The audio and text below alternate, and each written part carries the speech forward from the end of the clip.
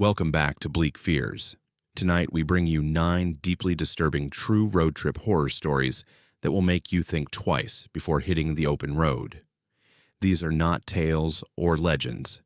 They are real accounts from travelers who faced the unimaginable, verified reports, documented locations, physical evidence in some cases.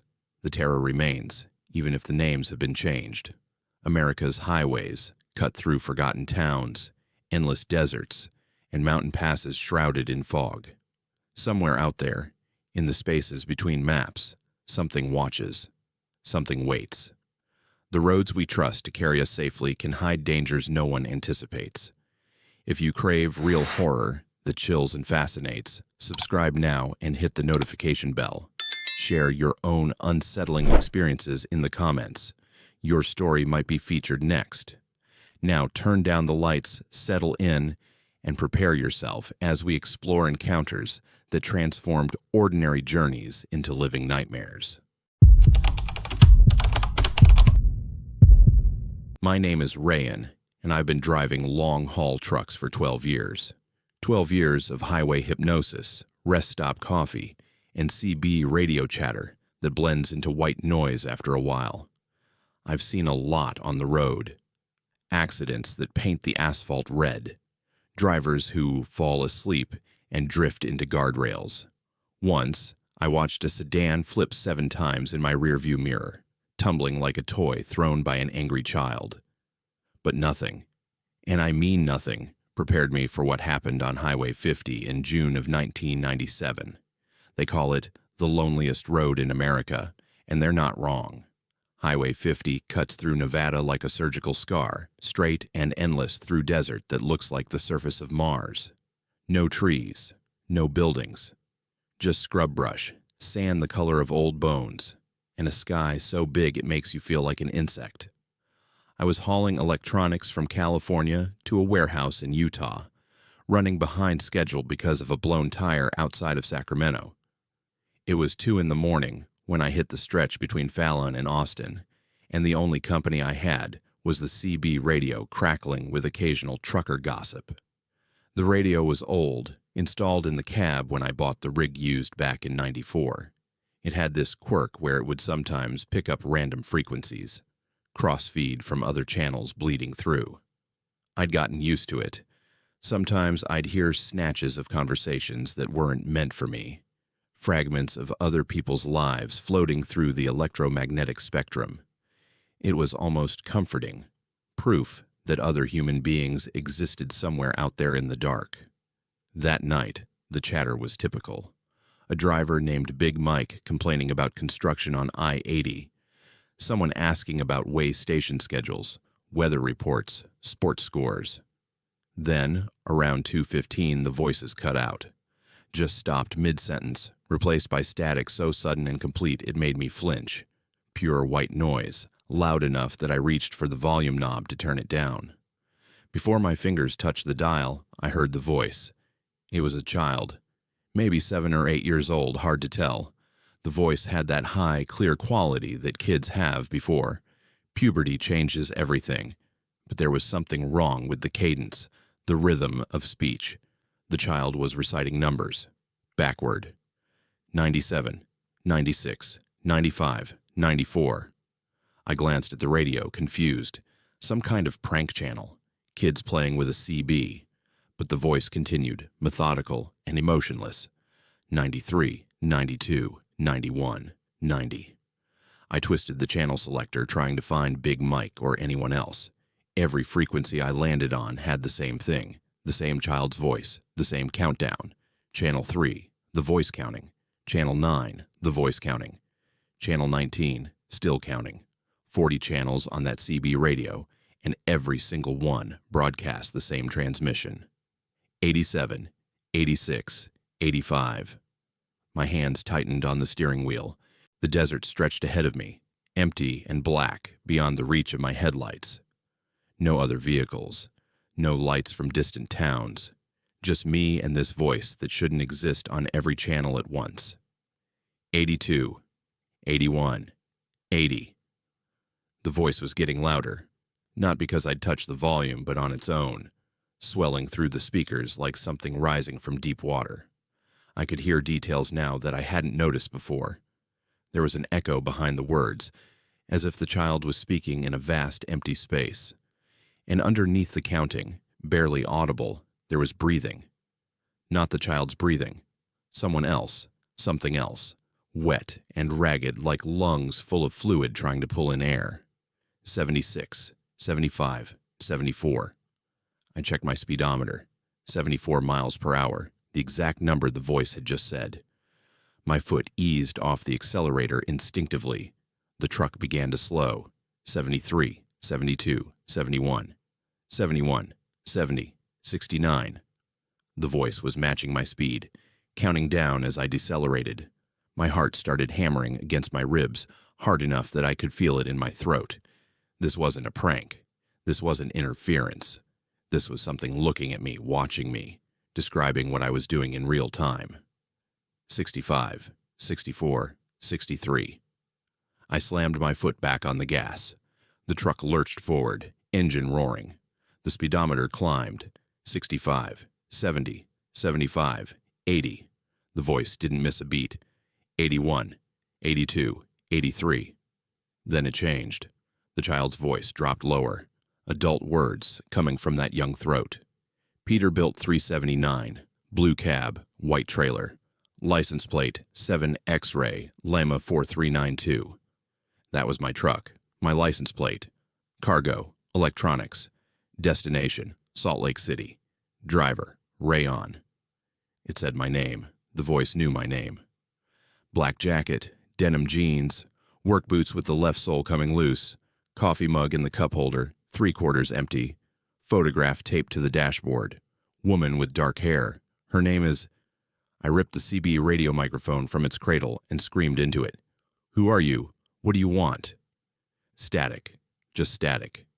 Then the child's voice again. Closer now. So close, it sounded like it was whispering directly into my ear, even though it came from the speakers. You're thinking about stopping. You're thinking about pulling over. You're scared. Your hands are shaking. You want to call someone, but your cell phone is in your jacket pocket, and you're afraid to take your hands off the wheel. You're wondering if you're going crazy. You're wondering if this is real. Every word was true. Every single thought in my head, spoken aloud before I fully formed them myself. You're going to look in your rearview mirror in 3 seconds, 2 seconds, 1 second now. I looked. I couldn't help it. The mirror showed the empty highway behind me, illuminated by my taillights. Nothing else, just asphalt and darkness. You're relieved, but you shouldn't be. Look at your side mirror, the left one. I looked. In the convex surface of the driver's side mirror, I could see the reflection of my own face, lit by the green glow of the dashboard.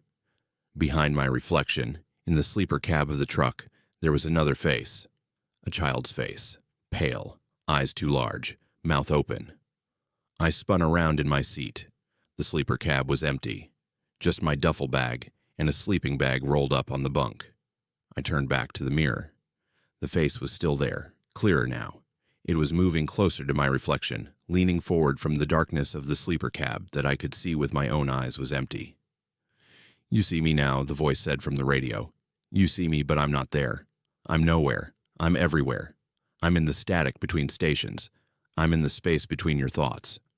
I grabbed the CB radio with both hands and ripped it from the dashboard mount. Wires tore free. Sparks flashed. The unit went dead. Screen going black. The voice cutting off mid-sentence. I threw the entire radio onto the passenger seat and grabbed the wheel again, breathing like I'd just run a marathon. Silence. Blessed silence. Just the rumble of the diesel engine and the hum of tires on asphalt. The desert night pressed against my windows. I focused on the road ahead, on the white lines marking the lanes, on anything except that face in the mirror. Then I heard it. The voice. Outside the truck, not from the radio, from outside. Rayon. A child's voice, calling my name from the desert night. I looked at the driver's side window. Nothing. Just darkness and my own reflection. But the voice came again, circling around the cab. Rayon, Rayon, Rayan. It was moving, circling the truck while I drove, keeping pace at 80 miles per hour, calling my name over and over, the words coming from different directions.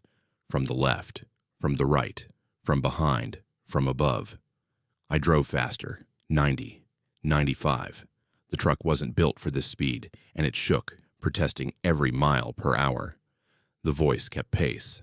It was laughing now, a child's giggle that echoed across the empty desert, like it was coming from everywhere at once. Then, as suddenly as it started, it stopped. The voice cut off. The presence vanished. I was alone again, just me and the truck and the highway. I drove for another 3 hours straight, didn't stop until I hit the warehouse in Utah with the sun coming up behind me. I told myself it was exhaustion, road hallucination, carbon monoxide leak. Any rational explanation I could grab onto. I avoided Highway 50 after that, took longer routes that added hours to my trips. Told dispatch I had a superstition about that stretch of road. They laughed, but they didn't argue. A week later, I had to pick up my truck from the shop where they'd been doing routine maintenance. The mechanic flagged me down before I left. "Hey, Rayan, weird thing. That CB radio of yours, the one you ripped out. What about it?" "We were going to toss it, but it keeps turning on, by itself, won't stay off, and it's stuck on one frequency. Dead air, nothing transmitting, but it won't change channels no matter what we do. We tried resetting it, tried installing new firmware. Nothing works." He handed me a cassette tape. Recorded an hour of it. "Thought you might want to hear. There's something on there. Took us a while to notice because it's real quiet, underneath the static." I took the tape home. Spent 2 days staring at it before I worked up the courage to play it. Put it in an old boom box, turned the volume all the way up, and listened. Static. Pure static. For 10 minutes, nothing else. Then, so faint I almost missed it, I heard my own voice. "Who are you? What do you want?" It was me. My exact words from that night. Then silence. More static. Then my voice again. "I don't understand. Why are you doing this?" But I never said those words. Not out loud. Not on the radio. That was a thought. A thought I had but never spoke. And somehow, it was recorded on that frequency. My voice speaking words I never said. Answering questions I never heard. The tape is still in my truck. I can't bring myself to throw it away, and I can't bring myself to listen to it again. Sometimes, late at night, when I'm driving through empty stretches of highway, I think about plugging in a new CB radio. I think about tuning it to that dead frequency, the one that won't change, and listening to see if there's anything else there. Any more of my thoughts spoken in my voice. Any more questions I answered without knowing. But I never do. Because part of me knows that if I listen, I'll hear something worse than my own voice. I'll hear that child counting down again.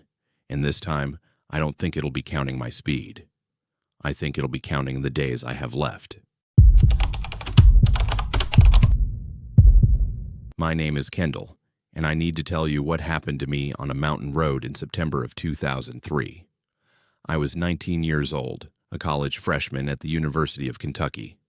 I'd driven home to Grundy, Virginia, because my grandmother had a stroke. She died 3 days after I got there, and after the funeral, I had to get back to campus for midterm exams. My parents wanted me to stay another night, wait until morning to drive. But I was young and stupid and thought I could handle anything. The route from Grundy to Whitesburg should have taken about 90 minutes if I stayed on the main highways. But I was running late, already past 8 in the evening, and I knew a shortcut through the mountains that would shave off maybe 20 minutes. Local kids used it all the time. Just a 2-lane road that wound through the Appalachian backwoods, connecting small towns that barely existed anymore. No streetlights, no gas stations, just trees and darkness and the occasional rusted mailbox marking driveways that led to houses you couldn't see from the road. The sun was setting when I turned onto that shortcut, painting the sky orange and purple behind the mountain ridges.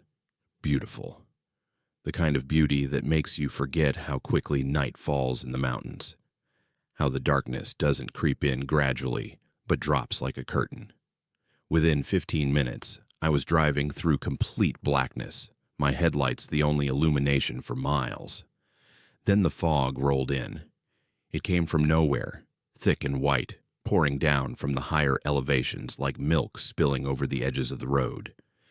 Visibility dropped to maybe 20 feet. I slowed down, leaning forward over the steering wheel, squinting through the windshield. The road curved sharply, following the contours of the mountain, and I had to take each turn at a crawl. That's when I saw the figure. It was standing in the middle of the road, motionless, caught in my headlights. I slammed on the brakes. My car skidded, tires screeching, and I cranked the wheel hard to the right. The car left the road, plunging down into the shallow ditch that ran alongside it. The impact threw me forward, against the seatbelt, hard enough to knock the wind out of my lungs. The engine sputtered and died. I sat there for a moment, hands shaking, trying to catch my breath. My ribs ached where the seatbelt had caught me. When I finally looked up through the windshield, the figure was still there, maybe 15 feet away, perfectly illuminated by my headlights. It was shaped like a person. That was the first thing my brain registered.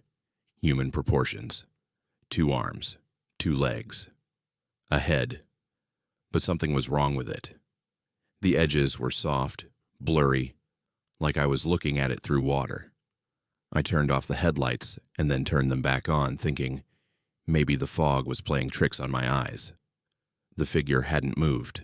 I opened the car door slowly. The mountain air was cold, much colder than it should have been for September, and it smelled like wet earth and decaying leaves. Fog swirled around my ankles as I stepped out of the ditch and onto the road.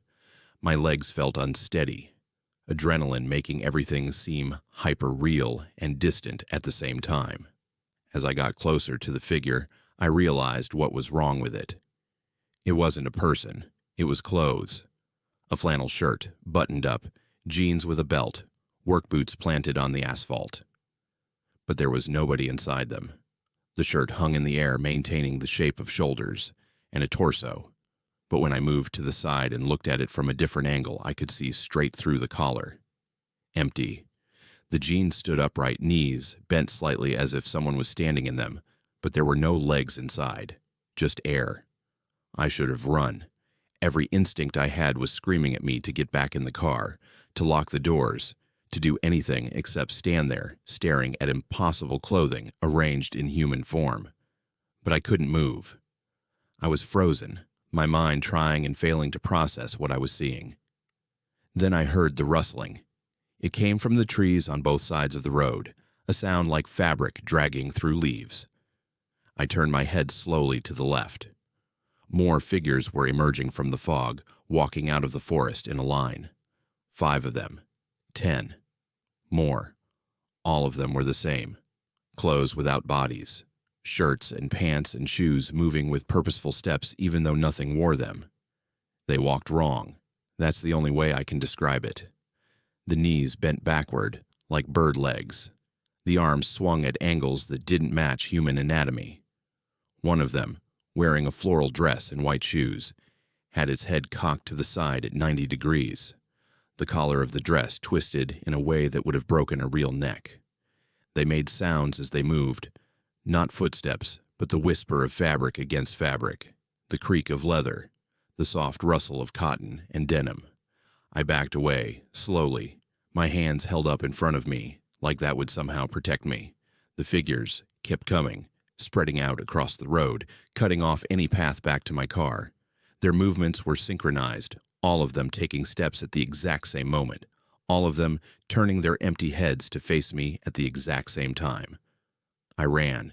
I didn't think about it, didn't plan it. My body just took over, and I was sprinting down the road, away from the car, away from those things. The fog was so thick I could barely see where I was going. I kept expecting to trip, to fall, to feel empty hands grabbing at my clothes. Behind me, the rustling sound grew louder, dozens of fabric bodies moving in pursuit. My lungs burned. My legs felt like they were made of lead. I'd been a mediocre runner in high school, and I was out of shape from months of college cafeteria food and late-night studying. But fear is a hell of a motivator. I pushed myself harder than I'd ever pushed before, my sneakers pounding against the asphalt, my breath coming in ragged gasps. Through the fog ahead, I saw a dark shape, a building. I changed direction, leaving the road and stumbling through wet grass toward it. It was a barn, old and leaning slightly to one side, the wood weathered to a gray that was almost black. The door hung open on rusted hinges. I didn't hesitate. I threw myself inside and immediately looked for something to barricade the entrance. There was nothing. Just an empty space, the floor covered in old hay that smelled like mildew and rot. Moonlight filtered through gaps in the walls, creating stripes of silver across the darkness. I pressed my back against the far wall, trying to quiet my breathing, listening. The rustling had stopped. I couldn't hear anything except my own heartbeat thundering in my ears and the distant sound of wind moving through the trees outside. Minutes passed. 5, 10. My eyes adjusted to the darkness, and I started to notice details about the barn I hadn't seen when I first ran inside. The walls were covered in photographs, hundreds of them, pinned directly into the wood with rusty tacks, overlapping each other, some of them so old they'd faded to brown and white. I moved closer, squinting at the images. They were all pictures of people, men and women and children, all dressed in clothing from different eras, 1920s, 1940s, 1960s, different decades, different styles, but all of them had one thing in common. They were all standing in the same poses as the figures I'd seen on the road. I pulled one of the photographs off the wall, holding it up to catch the moonlight. It showed a man in his 30s, wearing a flannel shirt and jeans, standing in front of what looked like the entrance to a mine. His face was serious, looking directly at the camera. The photograph was dated on the back in faded pencil, 1891. I looked at more of them. A woman in a floral dress, a teenager in overalls, an elderly man in a suit.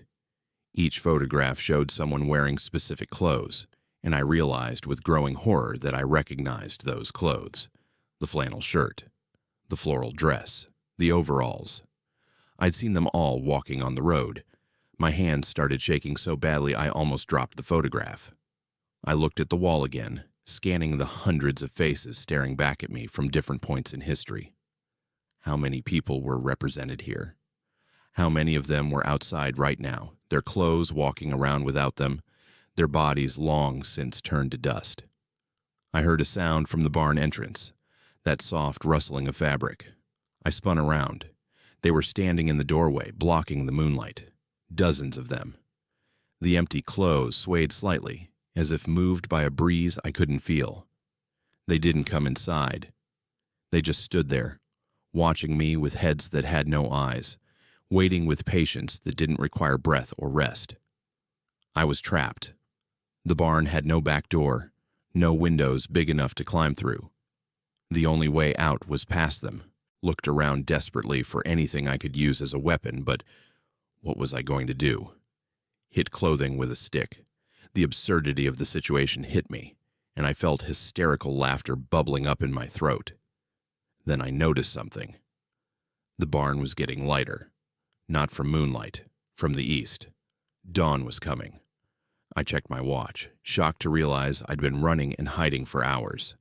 It was almost 6 in the morning.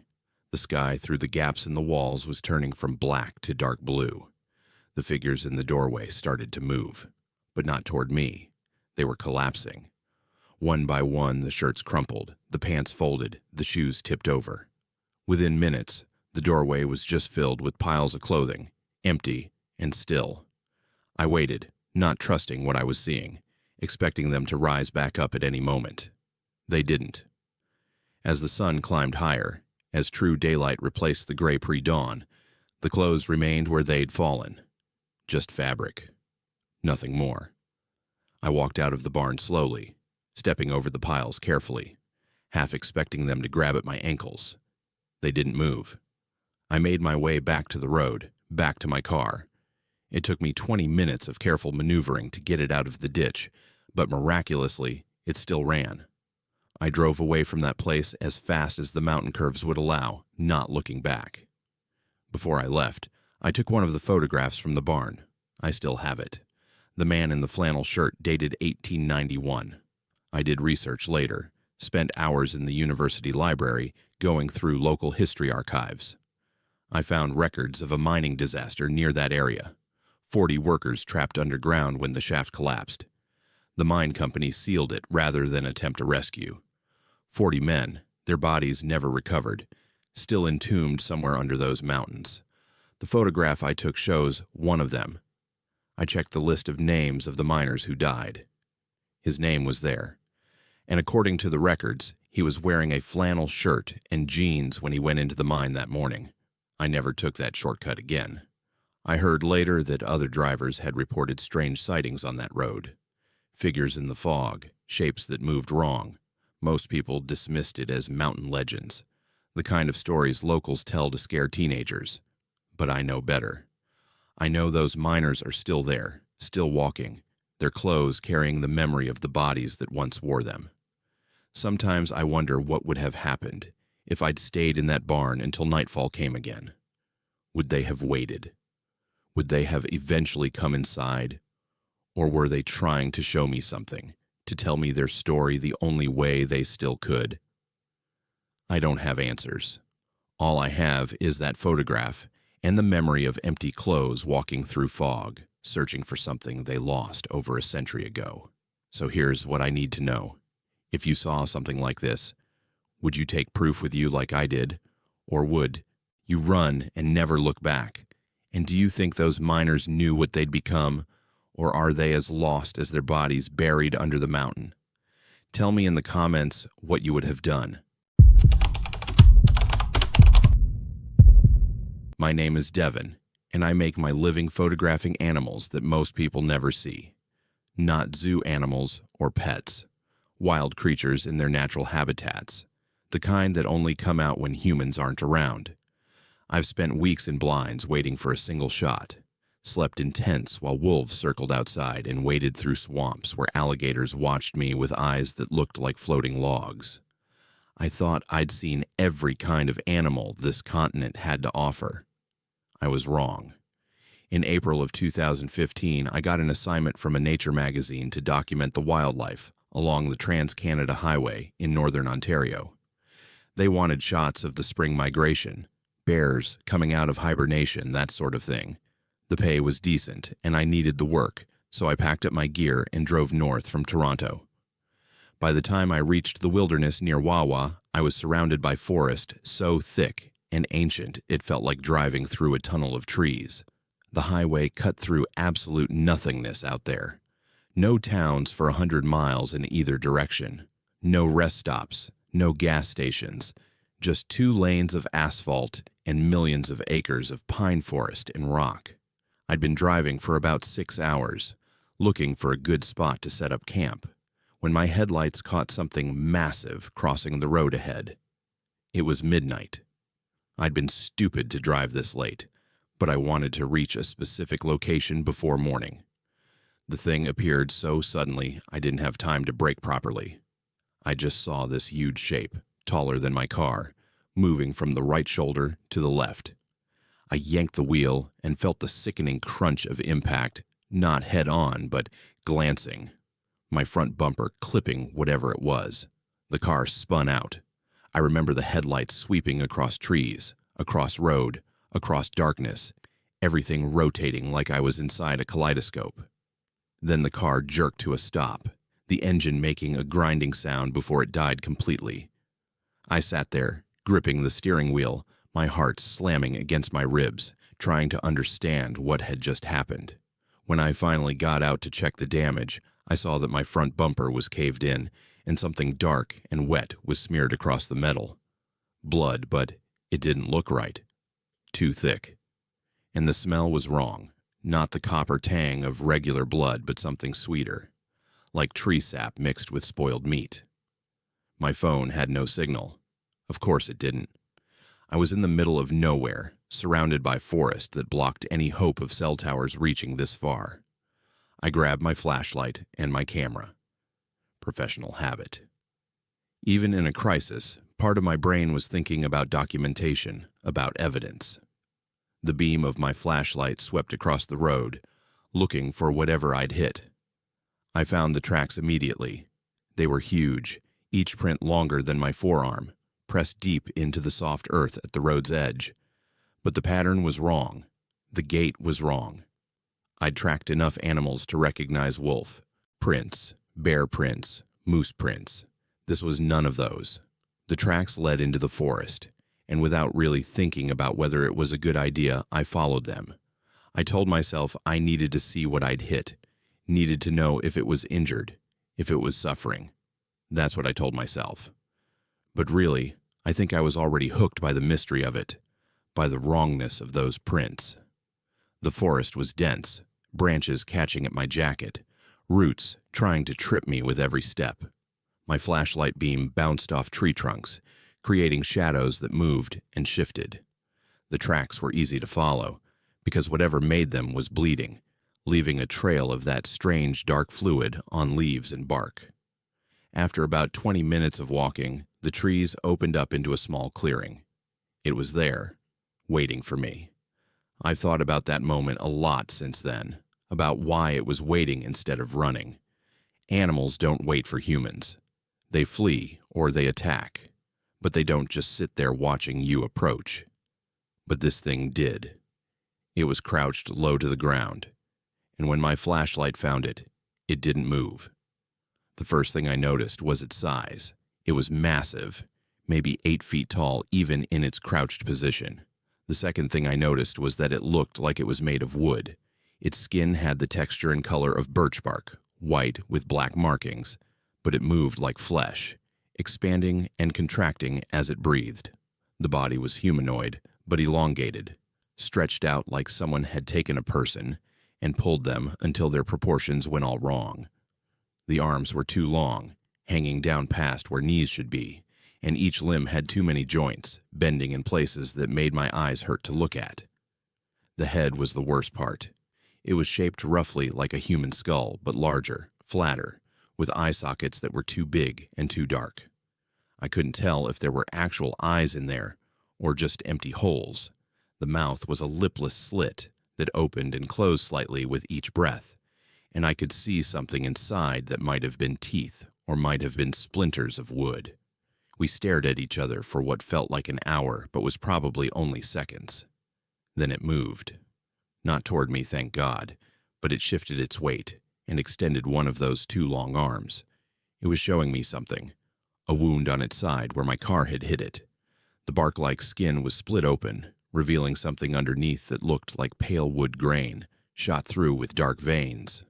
The fluid I'd seen on my bumper was leaking out slowly. It made a sound, not a roar or a growl. It was a clicking, like someone rapidly tapping sticks together, but rhythmic, almost like speech. The clicking came in patterns, rising and falling in pitch. It was trying to communicate, I was sure of it.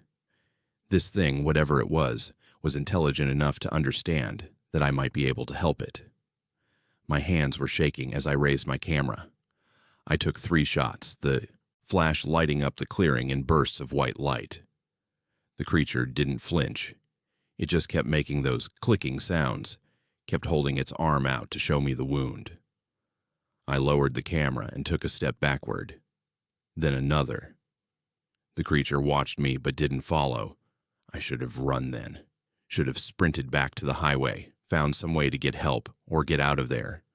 But I was frozen by the impossibility of what I was seeing, by the fact that this thing existed and nobody knew about it. I backed away slowly, and the creature stayed where it was, still making those clicks that might have been words in a language no human had ever heard. When I finally turned and walked back toward the road, I heard it following me. Not chasing. Following. I could hear the sound of its movement through the underbrush, the crack of branches under its weight. But it stayed behind me, keeping pace.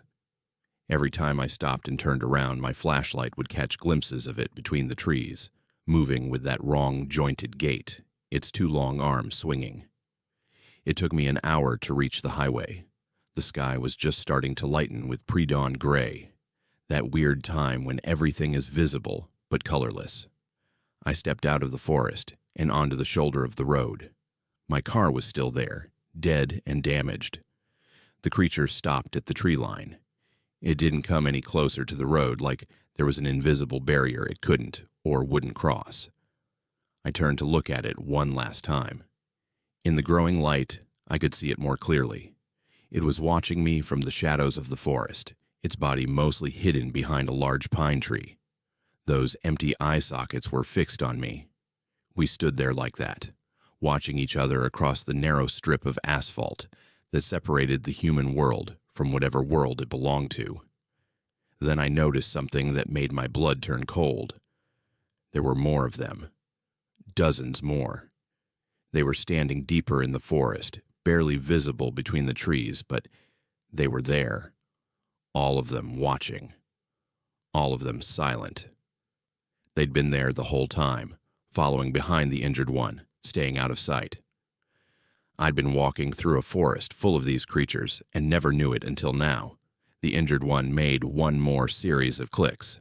Then it turned and walked back into the trees, moving slowly because of its wound. The others followed, melting into the forest like they'd never been there at all.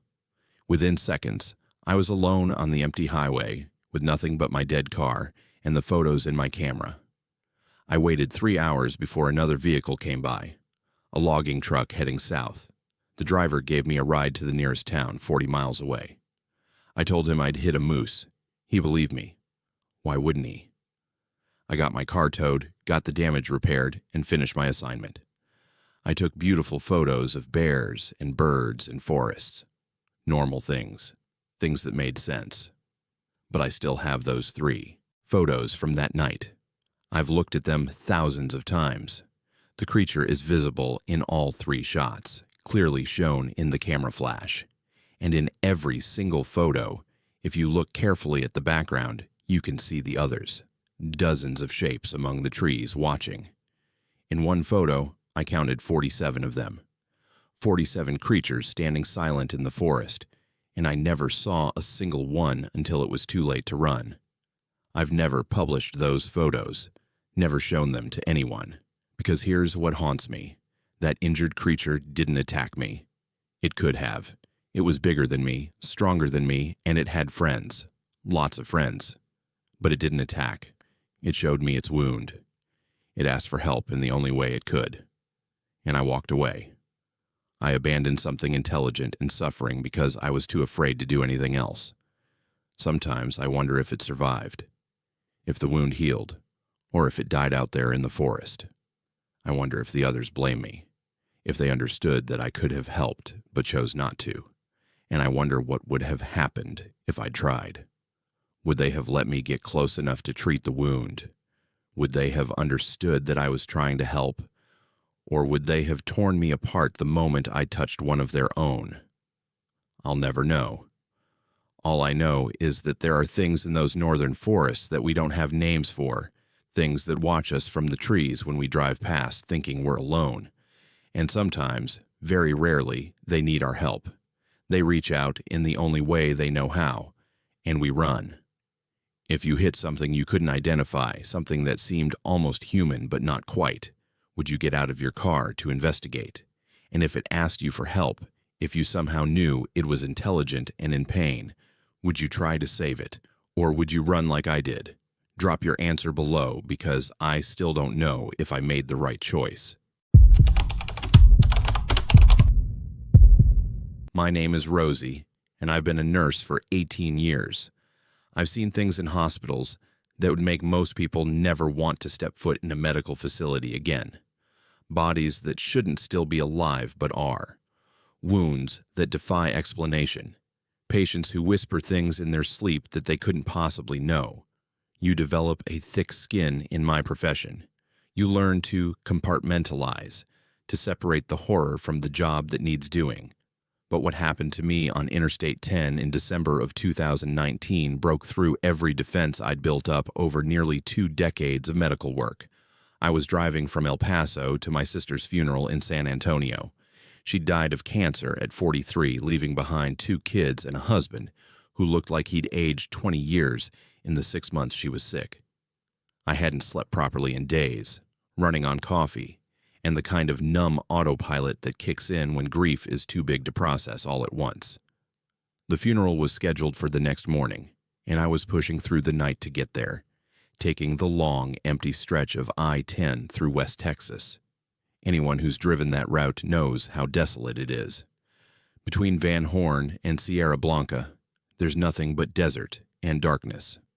The highway cuts through landscape that looks like the surface of Mars, all red rock and sand and the occasional dead tree twisted into shapes that seem deliberate. I'd been driving for 3 hours when my fuel light came on, that little orange warning glowing on the dashboard. I cursed under my breath. I should have filled up in Van Horn, but I'd been too eager to keep moving, to outrun the thoughts that kept trying to catch up with me. My GPS showed a gas station coming up in 12 miles, some place called Desert Rose Service Station. I'd never heard of it, but I didn't have much choice. The fuel gauge was dropping into the red zone. The station appeared out of the darkness like a mirage, one of those old-style places with the pumps under a metal awning and a small building that served as both convenience store and office. The lights were on, bright fluorescent white that seemed too intense after hours of highway darkness. I pulled up to the nearest pump and turned off the engine. That's when I saw the attendant. He was walking out of the building toward my car, and he was smiling. That was the first thing I noticed. The smile. It was too wide. I'm used to seeing faces, used to reading expressions and understanding what they mean. A smile should crinkle the eyes, should involve the whole face. This one didn't. It was just the mouth, stretched from ear to ear, and as he got closer, I realized the smile extended past where it should physically be able to go. The corners of his mouth reached back toward his ears, and the skin at those points was split, little tears in the flesh that showed something dark underneath. He was still smiling as blood ran down from those splits, thin lines of red tracking down his jawline. He didn't seem to notice or care. I sat in my car, hands frozen on the steering wheel. He reached my window and tapped on it with fingers that looked normal except for the fingernails, which were too long and curved wrong, more like claws that had been filed down. I rolled the window down halfway, my nursing instincts warring with my survival instincts. His voice was pleasant, friendly, completely at odds with his face. He told me to pop the gas cap and he'd fill me up. I did it automatically, still staring at that impossible smile, at the blood that was now dripping onto his uniform shirt. He walked to the pump, and I watched him in my side mirror, watched the way he moved with a slight hitch in his step, like his joints didn't quite work the way human joints should. I needed to use the bathroom. 18 years of nursing had given me a bladder of steel, but I'd been drinking coffee for hours, and the pressure was becoming painful. I looked at the building. The lights inside were on. Through the grimy windows, I could see shelves stocked with the usual gas station items. It looked normal. It looked safe. I got out of the car while the attendant pumped gas. The night air was cold, that sharp desert cold that comes after the sun goes down. I could smell something under the normal petroleum smell of the gas station, something chemical and organic at the same time, like hospital disinfectant mixed with rotting meat. I tried to breathe through my mouth as I walked to the building. The door chimed when I pushed it open. Inside, it was too bright, those fluorescent lights humming with a frequency that made my teeth ache. I found the bathroom in the back, past aisles of chips and candy and motor oil. The door was marked with a faded symbol, and I pushed it open without thinking. The walls were covered in teeth, not wallpaper that looked like teeth. Actual teeth. Molars, incisors, canines, all of them embedded in the drywall like tiles in a mosaic. Some were white and clean. Others were yellowed with age or brown with decay. They covered every surface except the floor, the sink, the toilet, the ceiling. Thousands of teeth, watching me from every angle. I backed out of that bathroom so fast I almost fell. My medical training was screaming at me that this was impossible. The teeth don't just stick to walls. that this violated every rule of anatomy and physics. But they were there. I'd seen them. I'd smelled them too, that distinctive odor of dental decay mixed with something antiseptic. I needed to leave. Needed to get back in my car and drive away, and never think about this place again.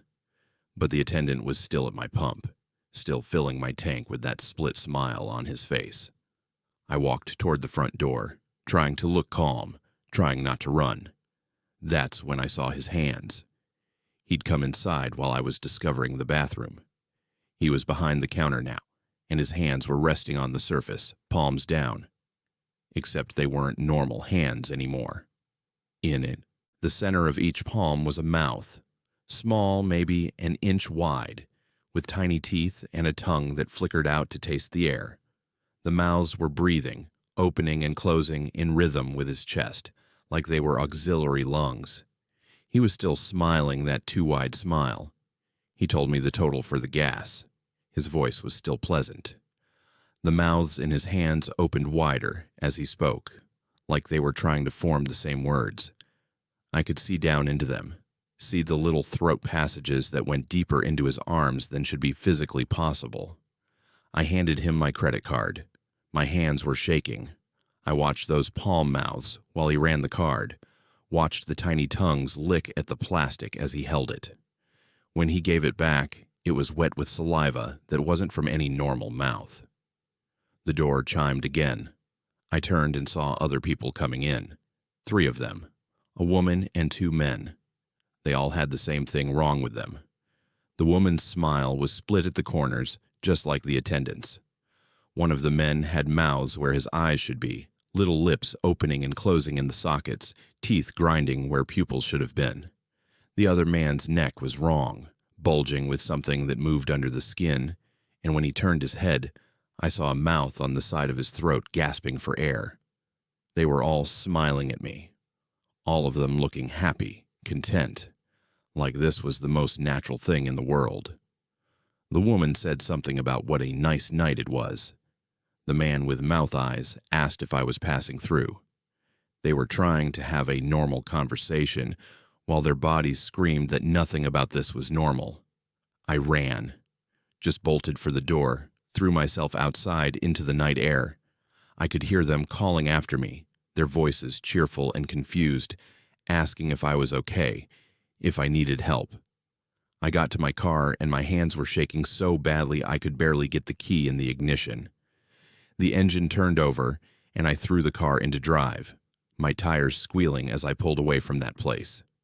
In my rear-view mirror, I saw them all standing in the parking lot, watching me leave.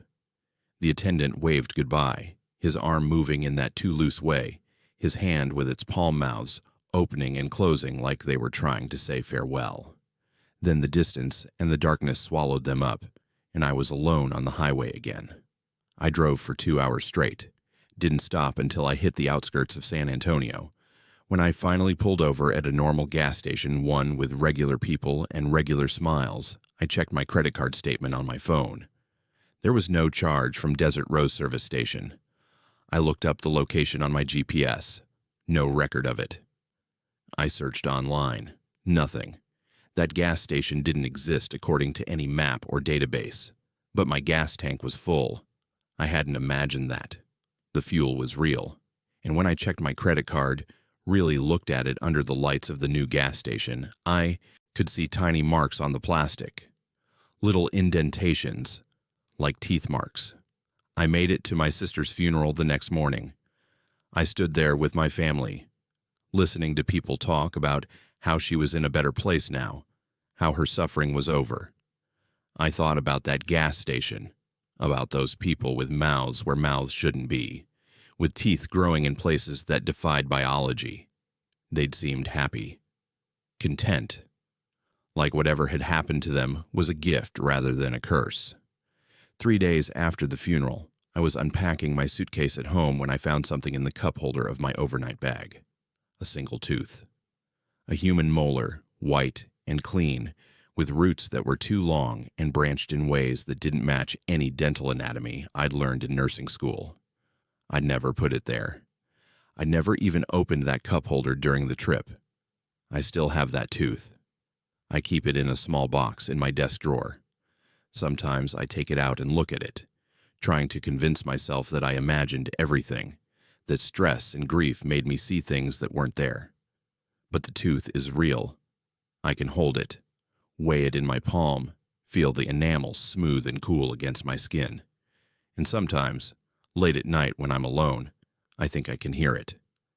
A tiny voice, barely a whisper, coming from somewhere inside that impossible molar. It sounds like someone calling my name. It sounds like an invitation. It sounds like the beginning of a smile that never ends. I've never driven through West Texas again. I take longer routes that add hours to any trip. My coworkers think I'm paranoid. My family thinks I'm still processing my sister's death in unhealthy ways. Maybe they're right. Maybe I am crazy. But I know what I saw. I know what I touched. And I know that somewhere out there, on Interstate 10, between Van Horn and Sierra Blanca, there's a gas station that doesn't exist on any map, where people smile too wide and teeth grow in all the wrong places. And they're waiting for the next driver who needs fuel in the middle of the night. Here's what keeps me awake. If that tooth in my drawer started growing, if I woke up one morning and found it had roots spreading through the wood, would I throw it away, or would I keep watching to see what it became? And if you found something from a place that shouldn't exist, something impossible that proved you weren't crazy, would you hold on to it like I did? Tell me in the comments, because I genuinely don't know if keeping it was brave or the biggest mistake I've ever made. My name is Elena, and I used to believe that healing happened in solitude. That's what everyone told me after the breakup. Take time for yourself, find yourself again, learn to be alone. So I did what people do when they're trying to outrun their own thoughts. I got in my car and drove. No real destination in mind, just the need to be somewhere other than the apartment that still smelled like someone who didn't live there anymore. It was August of 2021, and I'd been driving up the Pacific Coast Highway for 2 days. The ocean stretched out to my left, endless and indifferent, while cliffs rose up to my right. Between Big Sur and San Simeon, the road twists and turns like a snake, hugging the coastline, and every curve offers a view that should take your breath away. I barely noticed. I was too busy replaying conversations in my head, rewriting arguments I'd already lost, imagining different endings to a story that was already over. That's when I saw the hitchhiker. She was standing at a turnout, thumb extended, a small backpack at her feet. Young, maybe mid-20s, wearing jeans and a green jacket that looked too warm for the California coast in summer. I'd driven past dozens of hitchhikers on this trip, never stopping, but something made me pull over this time. Maybe it was loneliness. Maybe it was the way she smiled when I rolled down the window, grateful but not desperate. Maybe I just needed to hear another human voice that wasn't my own. Her name was Angelina, she said. She was heading south, anywhere really, just traveling. I told her I was going as far as San Simeon, and she said that was perfect, that anywhere was better than nowhere. She threw her backpack in the back seat and climbed in beside me, bringing with her the smell of ocean air and something else, something I couldn't quite place, something that reminded me of old photographs, that specific scent of paper and time. We drove for maybe 20 minutes, making small talk. She asked about the car, a rental I'd picked up in San Francisco. She asked where I was from, where I was going, the usual questions strangers ask each other.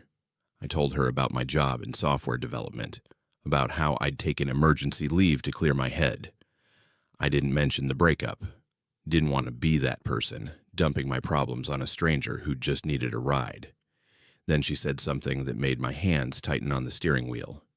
She used a pet name, a specific pet name that my ex used to call me, something we'd made up together one night when we were drunk and happy and everything felt permanent. It wasn't a common word.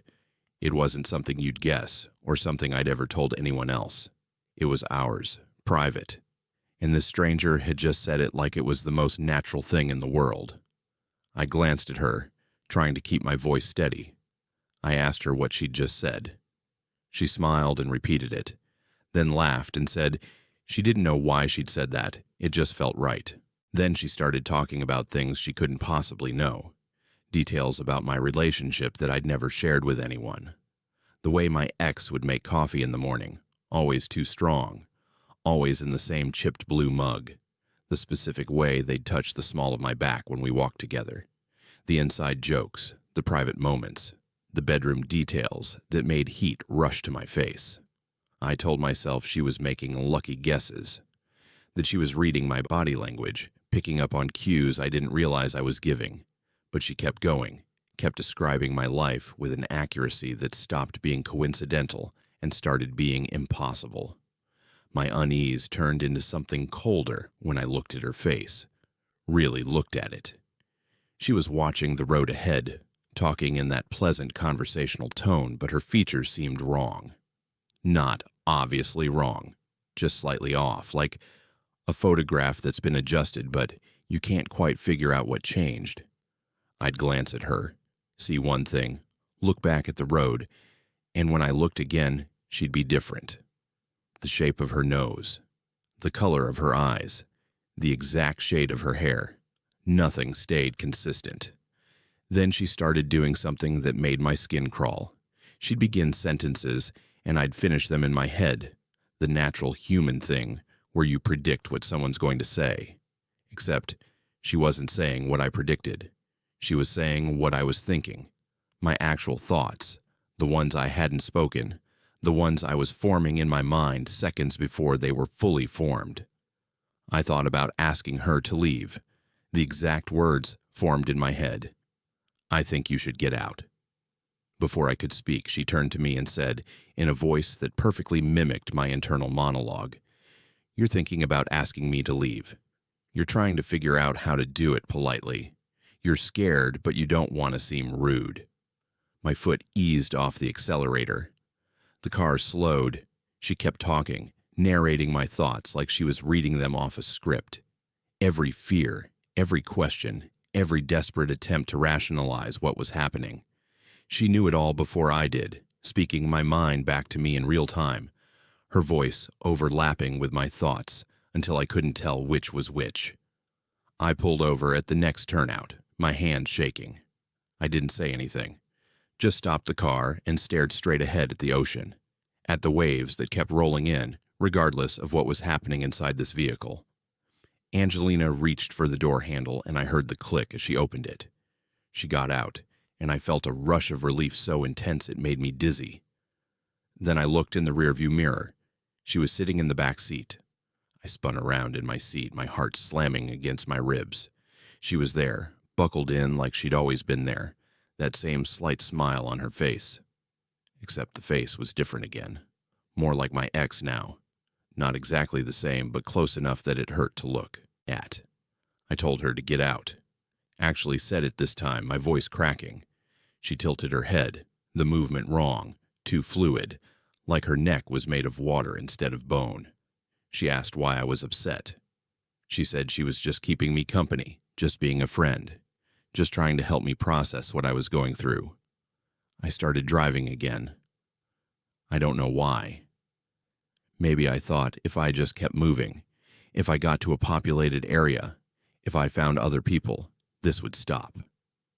The highway stretched ahead, mostly empty, the occasional car passing in the opposite direction.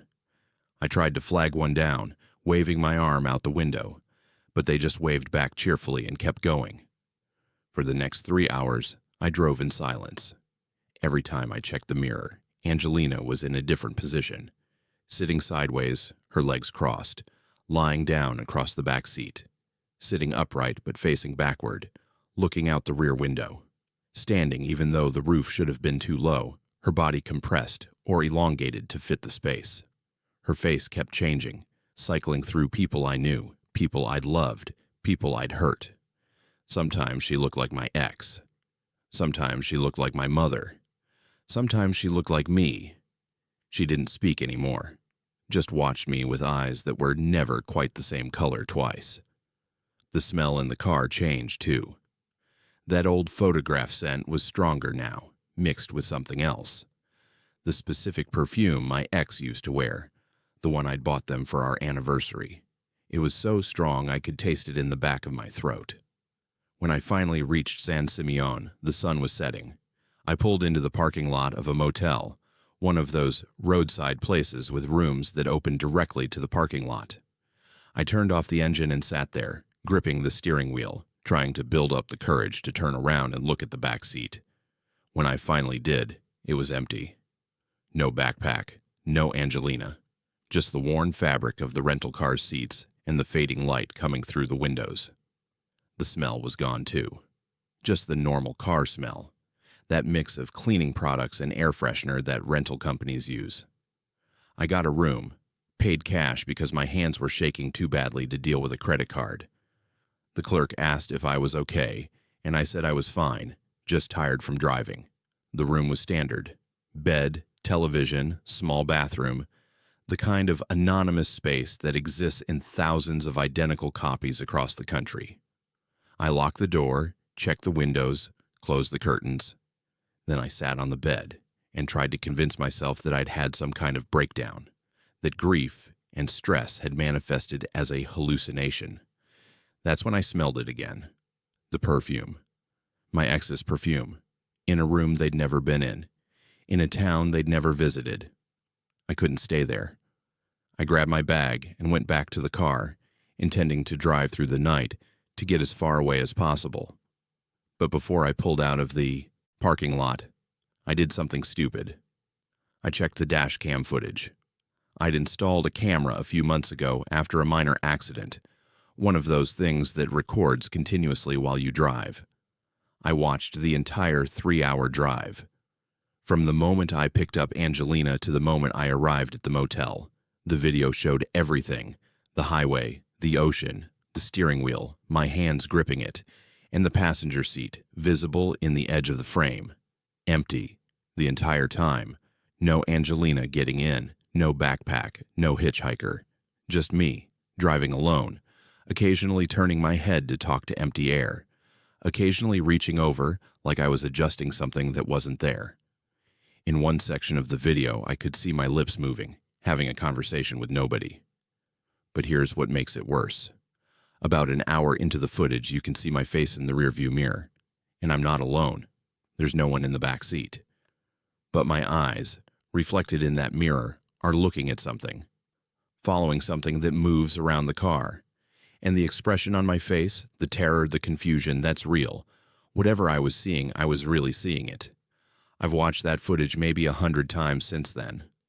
I've shown it to therapists, to friends who are still speaking to me, to my ex when we briefly reconnected months later. They all say the same thing. I was alone in that car. There was no hitchhiker. I had a stress-induced episode, maybe a dissociative state, something treatable with therapy and time. But they can't explain the smell. They can't explain how I knew things that I only found out later were true. Things Angelina told me about my ex's life after we broke up, details that turned out to be accurate down to the smallest fact. They can't explain why, in 2 frames of that dashcam video, if you look very carefully at the reflection in the side window, you can see something in the back seat. Not Angelina, not a person, just a shape, dark and fluid, watching me drive. I don't pick up hitchhikers anymore. I don't drive that highway. I barely drive at all now, taking trains or buses when I need to travel, because I know that if I get back in a car alone, if I take another long drive trying to outrun my thoughts, Angelina will be there. Maybe not at first, maybe not for hours, but eventually when I'm tired enough, vulnerable enough, she'll appear in my passenger seat. And this time, I don't think she'll leave. The dash cam is still in my car, still recording.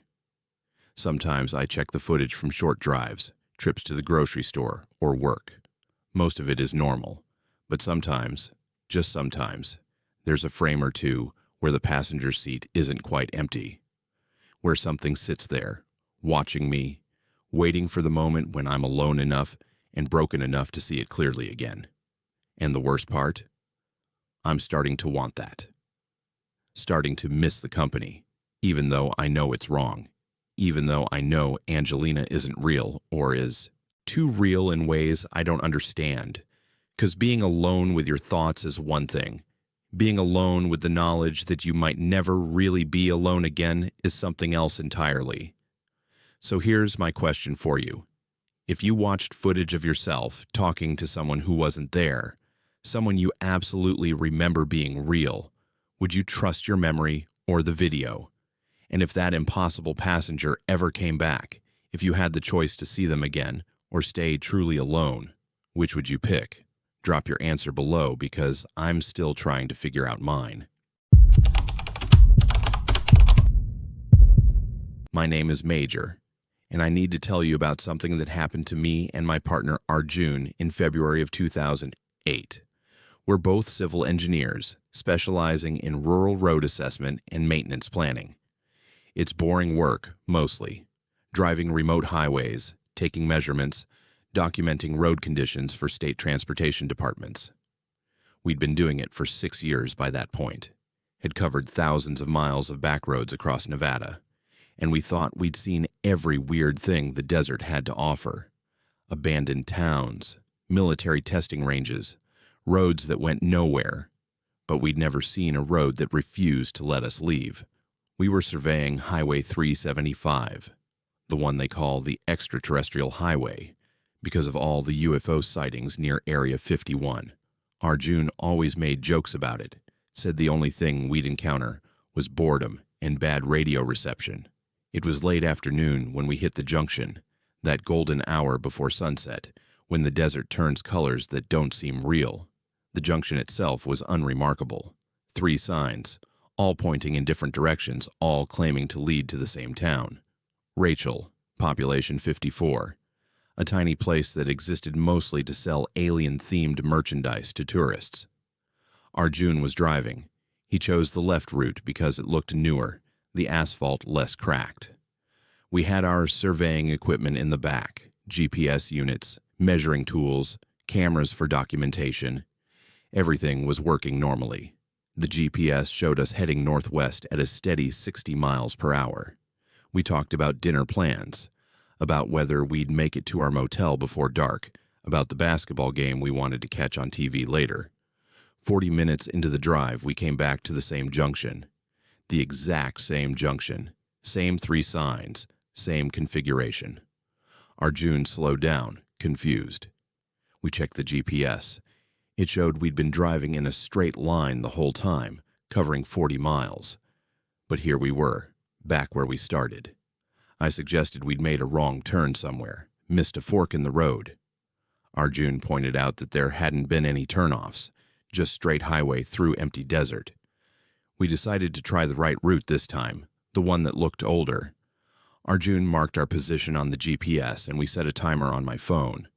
If we were somehow getting turned around, we'd at least have data to prove it.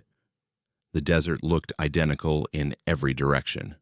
Flat scrubland, distant mountains, the occasional Joshua tree twisted into shapes that seemed to watch us pass. The sun was lower now, painting everything orange and purple. Arjun drove exactly 60 miles per hour, never varying, his eyes fixed on the road ahead. I watched the GPS, watched our little blue dot crawl across the screen, tracking our progress. 40 minutes later, we were back at the junction. The timer on my phone showed we'd driven for exactly 40 minutes. The odometer showed we'd covered 40 miles. The GPS showed we'd traveled in a straight line the entire time. But the 3 signs stood there, mocking us, pointing in 3 directions that apparently all led back to the same spot. Arjun's hands tightened on the steering wheel. He's the calm one, the logical one, the one who solves problems by breaking them down into component parts. But I could see confusion starting to turn into something else on his face. We sat there for 10 minutes, checking our equipment, verifying that everything was functioning correctly. The GPS had clear satellite lock. The odometer was mechanical, couldn't be fooled by software glitches. Our phones both showed the same time, the same date. Everything said we were experiencing normal reality, except for the fact that we kept ending up in the same place. We tried the straight route, the one directly ahead, the path we hadn't taken yet. Arjun drove faster this time, pushing 70 miles per hour, as if speed might somehow break whatever was holding us. I recorded video on my phone, documenting the road, the landscape, looking for any landmarks that might repeat. The desert scrolled past, unchanging and vast. Nothing looked familiar. Nothing repeated. But when we checked the odometer after another 40 minutes, we'd covered 47 miles instead of 46.7. The math was wrong, the speed was wrong, and we were back at the junction. The sun was setting now, the sky going dark at the edges. Arjun suggested we try again, but this time he'd drive as slowly as possible, give us time to notice if reality was somehow skipping or looping. We took the left route again, crawling along at 20 miles per hour. I leaned out the window, looking for anything, any sign or marker or feature we could use as reference. The air was cold against my face, tasting like dust and something metallic. 20 miles into this attempt, we saw something that made Arjun slam on the brakes. There was a car ahead of us, driving in the opposite direction. It was the same model as ours, same color, same rental company sticker on the bumper. As it passed, I looked at the driver. It was Arjun, older, tired-looking, eyes wide with terror. He was mouthing something, his lips forming words I could read. "Don't stop." The car was gone in seconds, disappearing in our rearview mirror. Arjun and I looked at each other. Neither of us spoke for a long moment. Then Arjun did what he always does when confronted with something impossible. He tried to rationalize it. Maybe it was another rental. Maybe the driver just looked like him. Maybe we were both hallucinating from dehydration or carbon monoxide or some kind of desert mirage effect. We kept driving. We reached the junction again, but this time something was different. The road itself looked different. The asphalt was too smooth, too perfect. No cracks, no patches, no paint lines marking the lanes. Just a ribbon of flawless black, stretching in 3 directions. The signs were still there, but the paint on them seemed fresher. The letters, too sharp, like they'd been created seconds ago instead of weathered by years of desert sun. Arjun got out of the car. I told him not to, but he did it anyway. He walked to the center of the junction and knelt down, touching the road surface. When he stood up, his hands were shaking. He said the asphalt was warm, but not from the sun. Warm from underneath, like there was heat radiating up from below. And the texture was wrong, too smooth, almost slippery, like touching plastic instead of pavement. We tried the right route again, the 5th loop. By now, the sky was fully dark. Stars coming out in numbers you only see in the deep desert, away from any light pollution. The road ahead was illuminated only by our headlights, and I started noticing something strange about the way the light behaved. It didn't seem to reach as far as it should. The beams just stopped after about 50 feet, not fading into darkness, but ending abruptly, like they were hitting an invisible wall. I was watching the odometer this time, watching the numbers tick up, mile after mile, steady and consistent. But I started to feel wrong. Not sick, exactly. Just displaced, like I was experiencing motion sickness, even though we were driving smoothly. Arjun said he felt it too, a sensation of movement that didn't match what our bodies were reporting. Like we were traveling in more directions than the 3-dimensional space should allow. When we reached the junction the 5th time, the road had changed again. It was darker now, that perfect black surface seeming to absorb light instead of reflecting it. The white lines that should mark the lanes were gone completely. Just smooth, seamless darkness in 3 directions. Arjun made a decision. He said we were going to drive off-road, cut across the desert directly, bypass the junction entirely. It was dangerous. Our rental car wasn't built for off-roading, but we were out of options. We'd been looping for hours now, burning fuel we couldn't afford to waste in the middle of nowhere. He cranked the wheel hard to the right, leaving the road entirely. The car bounced and lurched over rocks and brush. The suspension screamed. Warning lights lit up the dashboard, but we kept going, pushing straight across the open desert, heading for what looked like a service road maybe 2 miles away. The GPS was going crazy now, showing our position jumping around the screen, our blue dot flickering between impossible locations. After 20 minutes of rough terrain, we hit pavement again. Different pavement, older, cracked, normal looking. A service road that our GPS confirmed existed on official maps. Arjun stopped the car and we both got out, standing in the cold night air, trying to process what had just happened. We checked our position. We were 600 miles from where we'd started the day. 600 miles. But only 2 hours had passed since we'd first entered that junction. The math was impossible. Even if we'd been driving at 300 miles per hour, which we hadn't, which the car couldn't, we shouldn't be where we were. But here we were, standing on a confirmed road, the GPS showing a location that matched the landscape around us. We'd somehow skipped across Nevada, jumped hundreds of miles in the time it should have taken to drive 40. We drove to the nearest town, checked into a motel, and spent the night going over our data. The GPS log showed something that made my skin crawl. During those loops, during those hours we spent trying to escape the junction, the GPS had been recording our position. Or trying to. The coordinates it saved were nonsense. Not invalid coordinates, but coordinates that didn't correspond to any location on Earth. Numbers that fell outside the normal range of latitude and longitude. We'd been somewhere else. Somewhere that our GPS couldn't map because it existed in a space that our navigation systems weren't designed to measure. A week later, we filed our report with the State Transportation Department. We showed them the data, the GPS logs, the video I'd recorded. They were polite but dismissive. Equipment malfunction, they said. Probably solar flare interference with the satellites. Happens all the time in remote areas. They thanked us for the documentation and assigned someone else to survey that stretch of highway. But here's the thing that keeps me awake. Before we left the area, we pulled our car's black box data. Modern vehicles record everything, every input, every sensor reading. The black box confirmed what we'd experienced. It showed the car traveling at a constant 60 miles per hour. It showed the odometer counting up correctly. But it also showed something else. For those hours, we were trapped in the loop. The GPS coordinates the car's system recorded were blank. Not zero, not null, just empty, like the car had been traveling through a space where coordinates didn't exist. A void.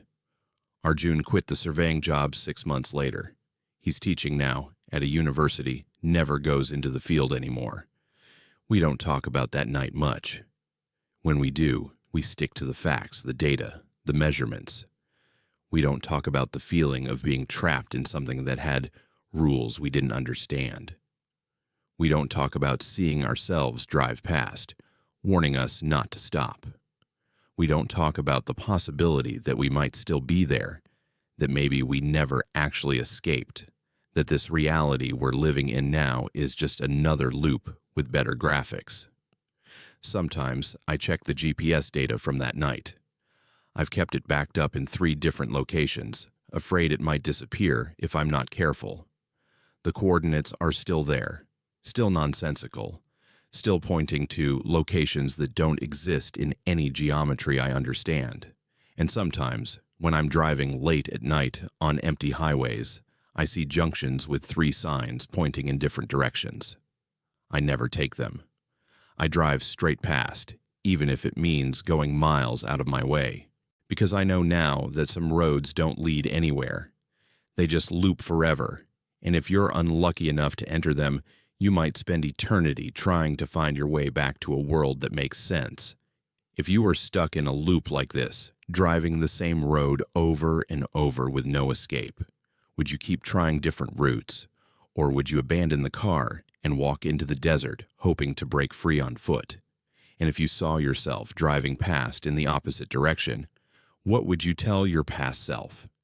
Comment below, because I still don't know if we made the right choice, or if we're still making it somewhere in a loop we can't escape. My name is Francesca, and what happened to me in Colby in October of 1999 changed both of us in ways I'm still trying to understand. We'd been dating for 8 months, that honeymoon phase where everything feels possible and the future stretches out bright and uncomplicated. We were driving back from my sister's wedding in rural Missouri, taking Route 60 near Kabul because it was faster than the interstate, and we wanted to get home before midnight. Colby was behind the wheel of his old Honda, the one that had been reliable right up until it wasn't. We were maybe 40 miles from the nearest town when the engine started making a grinding sound, metal on metal, and then it just died. Colby managed to coast to the shoulder, but when he tried to restart it, nothing happened, not even a click. The dashboard went dark. Our phones had no signal, which wasn't surprising given how remote we were. Trees pressed in on both sides of the road, dense forest that looked black in the darkness. We sat there for maybe 20 minutes, trying to figure out what to do. Colby suggested we wait for another car to pass, flag someone down for help. But we hadn't seen another vehicle in over an hour. The road was empty, the kind of empty that makes you realize how isolated you really are. Eventually, I saw lights through the trees, off to the left, maybe half a mile away. A house. The only sign of human habitation we'd seen in miles. We decided to walk there, ask to use their phone, call for a tow truck. It seemed simple enough. The path through the woods was rough, no real trail, just us pushing through underbrush in the dark with Colby's phone flashlight to guide us. The house got closer slowly, the lights warm and yellow through the windows, and I remember feeling relieved. Grateful that someone lived out here, that we wouldn't be stuck on that road all night. The house was old but well-maintained, 2 stories with a wraparound porch. We could hear voices inside, the murmur of conversation and laughter. A family. When Colby knocked on the door, it opened almost immediately, like they'd been expecting us. The woman who answered was maybe 50, wearing an apron over a floral dress. She had the kindest face I'd ever seen, smile lines around her eyes, the sort of person who looked like she'd spent her whole life taking care of others.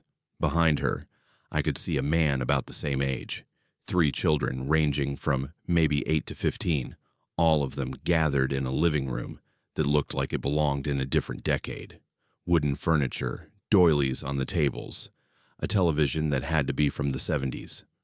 The woman didn't ask what we needed. She just smiled wider and told us to come in, that we looked cold, that they were just sitting down to dinner, and we should join them. Colby started to explain about the car, but she waved it off. Of course, we could use the phone. After dinner. No sense calling a tow truck on an empty stomach. The way she said it made it seem rude to refuse. The house smelled like home cooking, roast chicken and vegetables, but underneath that there was something else. Something stale, like old air that hadn't been refreshed in a long time. We followed them into the dining room, where the table was set for 7. 7 places, like they'd known we were coming. Colby and I sat down. The family took their seats, the parents at either end, the children along the sides.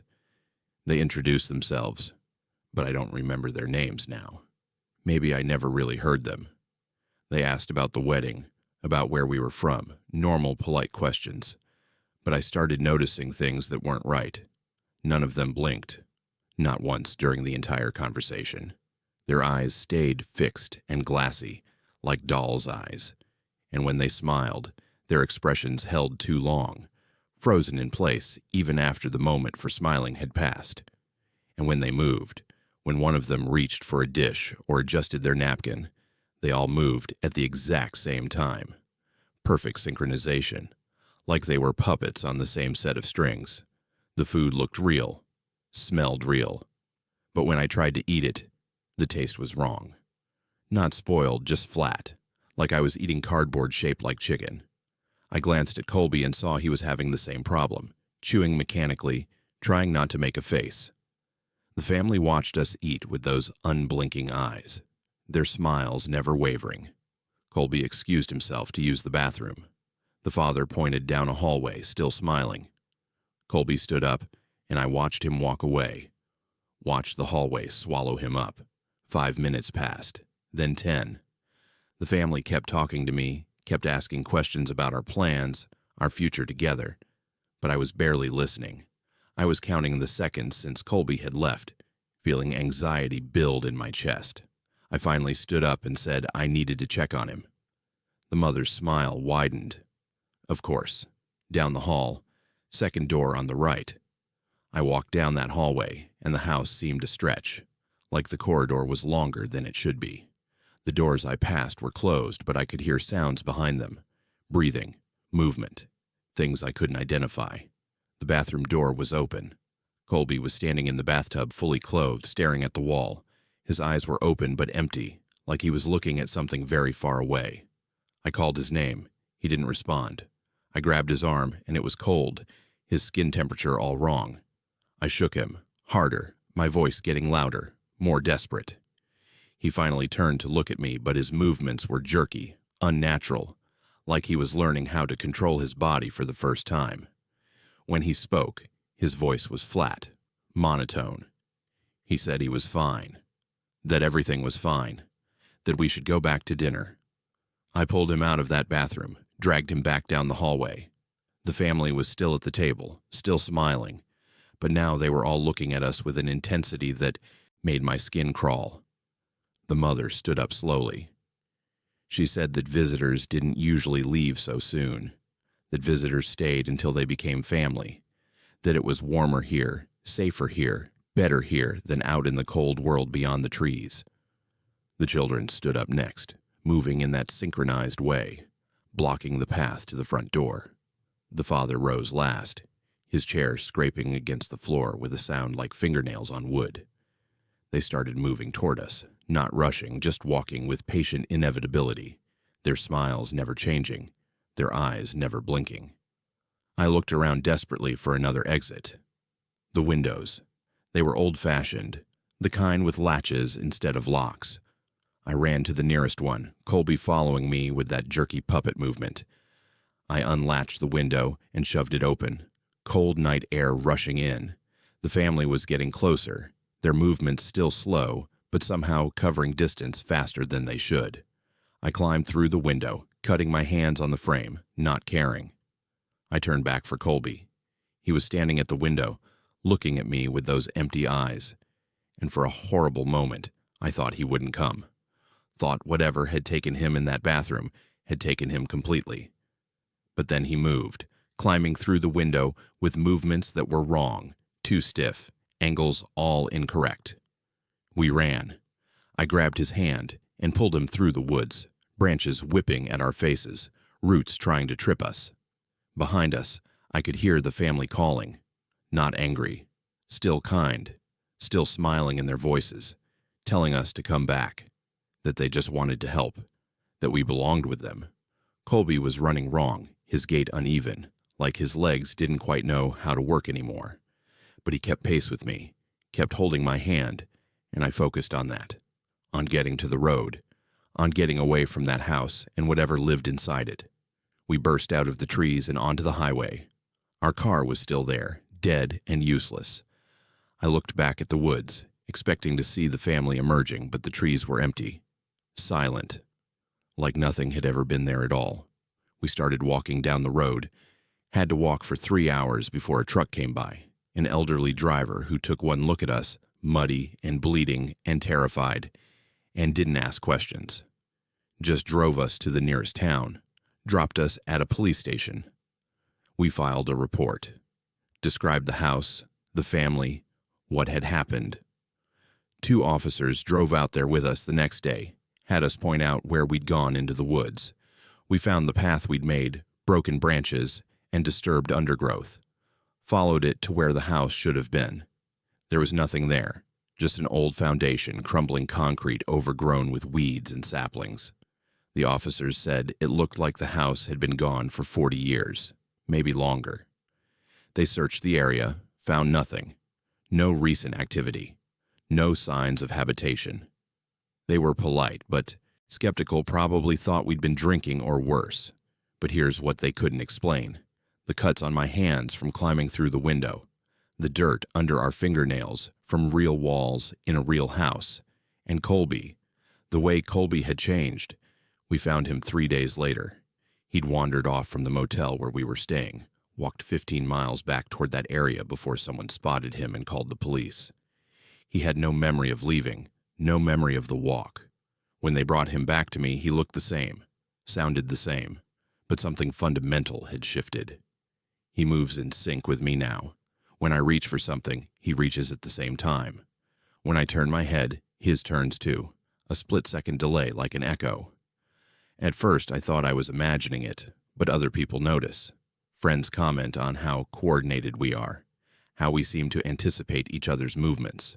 They think it's sweet, a sign of how close we've become, but I know the truth.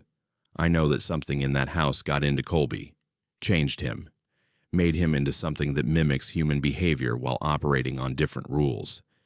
He still loves me, I think. Still knows me. But there are moments, brief flashes, when I catch him staring at nothing with those same empty eyes he had in the bathtub. Moments when his smile holds too long. When his movements synchronize not with me but with something I can't see. We never went back to that area. Never tried to find that house again. But sometimes, late at night, Colby talks in his sleep. He recites things in a voice that isn't quite his. Instructions, invitations, telling invisible listeners that visitors stay until their family, that it's warmer inside, that we're waiting for them to come home. I've thought about leaving him, thought about running the way I ran from that house. But where would I go? Whatever happened to him is tied to me now.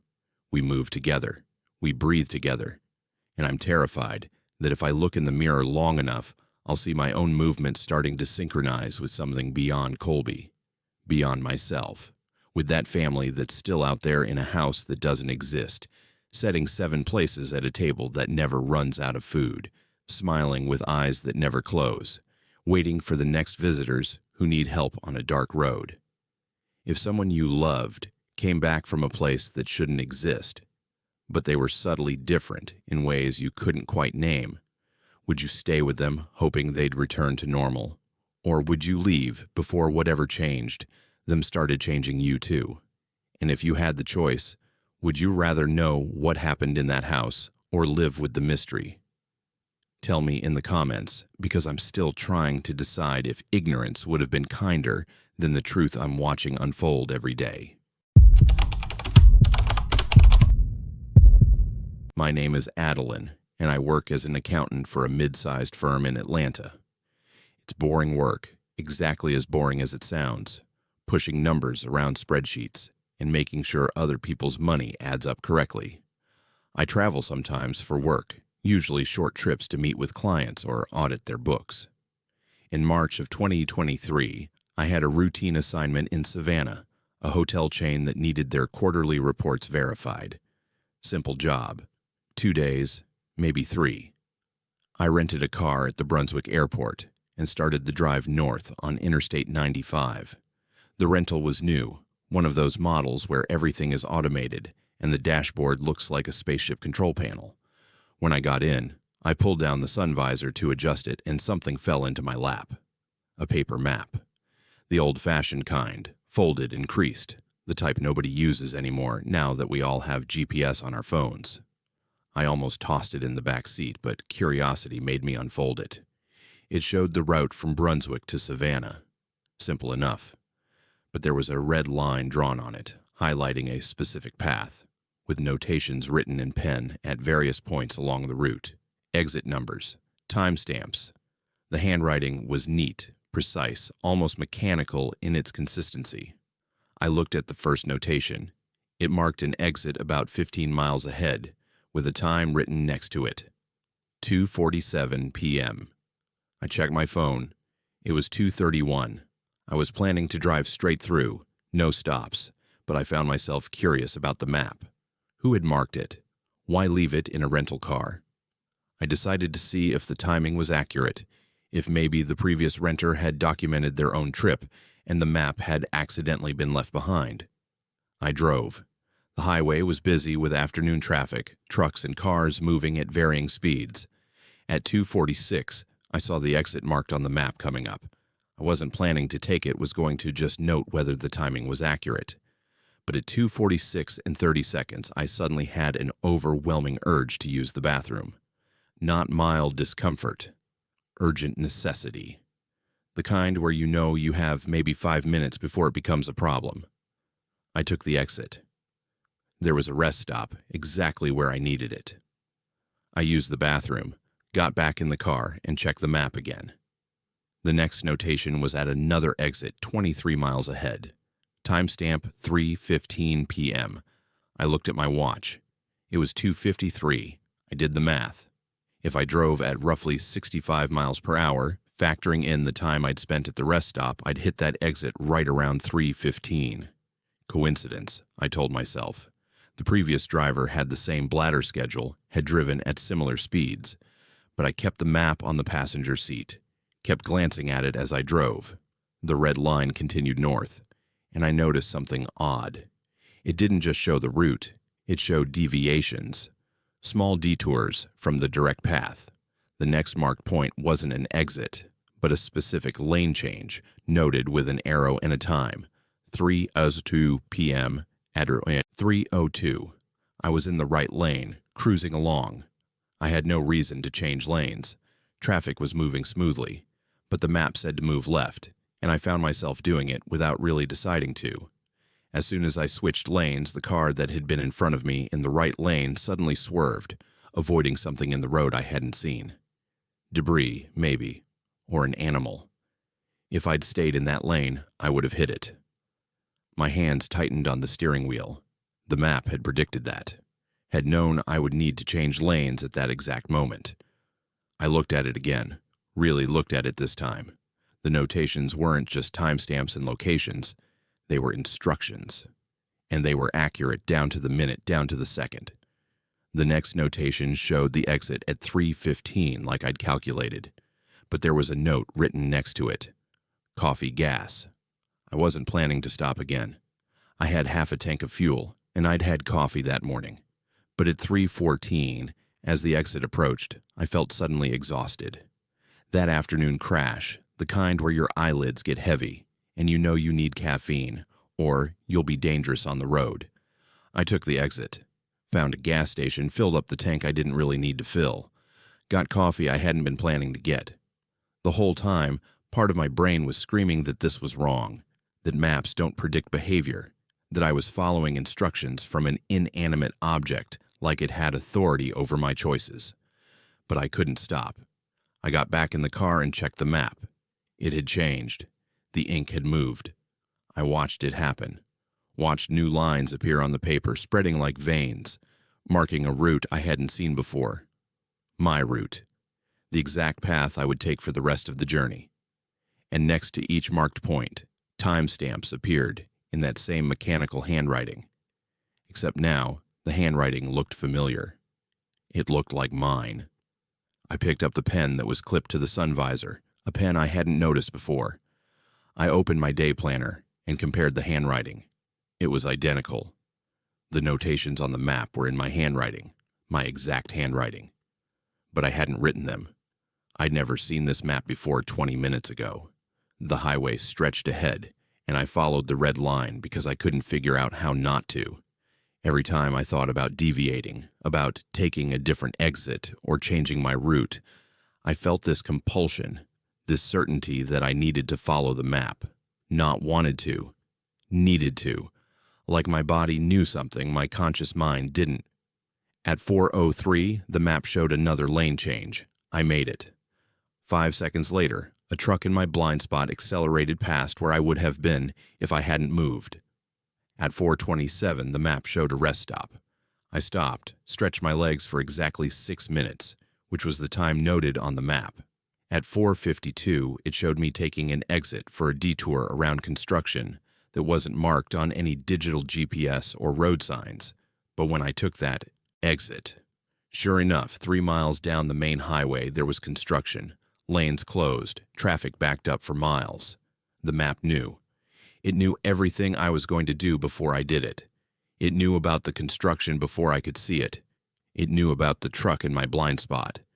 It knew about my bladder and my caffeine needs and my exact driving speed and every choice I would make. I tried to test it. At 5:15, the map showed me continuing straight on the highway.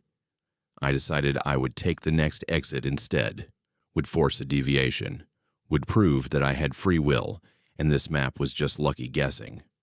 I put on my turn signal, moved toward the exit lane, and then my phone rang. My boss, calling about an urgent issue with a client file.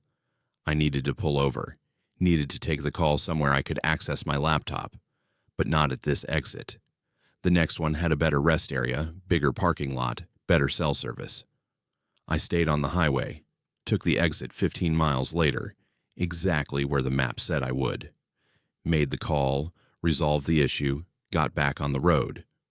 The map had known my boss would call, had known I would need that specific rest area.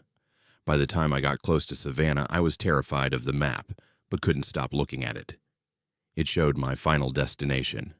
Not just the city, but the specific hotel, the exact parking spot I would choose. And a final notation, room 317. 11:47 p.m. I checked in. They gave me a room key, room 317. I hadn't requested a specific room. It was just what they assigned me. I went up to the room, unpacked, tried to distract myself with work emails and television. But I kept checking my watch, watching the minutes tick toward 11:47. At 11:45, I went to the window. I don't know why. The map didn't say to do it, didn't have instructions for what happened in the room. But I felt drawn to the window, felt certain that something was going to happen at 11:47, and I needed to be watching when it did. The minutes crawled. 11:46. The parking lot below was quiet. A few cars, sodium vapor lights casting orange pools on the asphalt. 11:47. Nothing happened. No explosion, no accident, no mysterious figure. Just a quiet Georgia night and me standing at a window, feeling foolish. I laughed. Actually laughed out loud. I'd worked myself into a paranoid state over a map with some lucky guesses and confirmation bias. I was tired, stressed from work, and I'd let my imagination run wild. I turned away from the window, ready to finally relax. That's when I made the mistake of looking at the map one more time. I'd left it on the desk, folded open to show Savannah, and as I watched, new text appeared. Not printed. Not there before. Just appearing, ink spreading across paper like blood seeping through fabric. 12:33 a.m. You check the map again. I looked at my watch. 11:48 p.m. I had 45 minutes until 12:33. 45 minutes to decide whether to check the map again or to throw it away, to burn it, to get rid of it before the timestamp became true. But even as I thought about destroying it, I knew I wouldn't. I knew that at 12:33 a.m., I would walk over to that desk and I would look at the map again. Because the map knew. It had known every choice I'd made today, every turn, every stop, every decision that felt voluntary but wasn't. And whatever was written on it at 12:33, whatever new instruction or prediction or certainty appeared, I would follow it. Because the map wasn't predicting my choices. It was prescribing them. And I was no more free to ignore it than I was free to stop breathing. I'm writing this at 12:15 a.m. In 18 minutes, I'm going to check that map. In 18 minutes, I'm going to find out what happens next. And the worst part, the part that makes my hands shake as I type this, is that I already know I'll do whatever it says. Because I've been following the map all day, and every instruction has been correct, has kept me safe, has guided me perfectly. So here's my question. When does helpful guidance become control? At what point does accurate prediction become predetermination? And if something or someone could map out your entire life with perfect accuracy, would you follow that map even knowing you'd lost all freedom of choice? I have 15 minutes left. The map is waiting on the desk, and I already know, with absolute certainty, that at 12:33 a.m. I'm going to walk over there and read what it says next, because that's what the map says I'll do. And the map is never wrong. 12 minutes now. I should stop writing, but I can't, because somewhere on that map, there's probably a timestamp for when I'll stop typing, when I'll stand up, when I'll walk to the desk, when I'll read my future and accept that it was never really mine to choose. The map is always right, and that's the most terrifying thing of all. Have you ever felt like your choices weren't really yours, like you were following a script you couldn't see? If you found a map that perfectly predicted your every move, would you try to break free from it, or would you follow it because it kept you safe? Tell me in the comments, because I'm still here at 12:28 a.m., watching the clock, knowing exactly what I'm about to do, and completely unable to stop myself. My name is Fatima, and I'm a freelance journalist who specializes in human interest stories, the kind that dig into small communities and forgotten corners of America. In July of 2024, I was driving cross-country doing research for a piece about Route 66 and the towns that died when the interstate system bypassed them. I'd been on the road for a week, documenting abandoned motels and boarded-up diners, interviewing the handful of people who'd stayed behind when everyone else left. I was on Interstate 40 in New Mexico, that stretch between Tucumcari and Santa Rosa, where the landscape is so flat and empty it feels like driving across the bottom of an ancient ocean. It was late afternoon, the sun turning everything golden, and I was scanning through radio stations trying to find something other than static or evangelical preachers. That's when my car radio locked onto a station and wouldn't let go. I tried changing the channel. The buttons didn't respond. I tried the scan function. Nothing. The display showed 94.7 FM, a frequency I'd never heard broadcasting out here, and a voice came through the speakers. A DJ, male, with one of those smooth radio voices that sounds professionally friendly. He was talking about the weather, about traffic conditions, normal radio stuff. Then he said something that made me take my foot off the gas. He said my name, said that Fatima, the journalist from Minneapolis, was listening, said this would be the last broadcast I'd ever hear. That transmission would end at the state line. I looked at the radio like it was a snake that had just spoken. The DJ kept talking, casual and pleasant, describing my day with perfect accuracy. The motel I'd stayed at last night. The breakfast I'd eaten at a diner in Tucumcari. The interview I'd conducted with an elderly woman who ran an antique shop.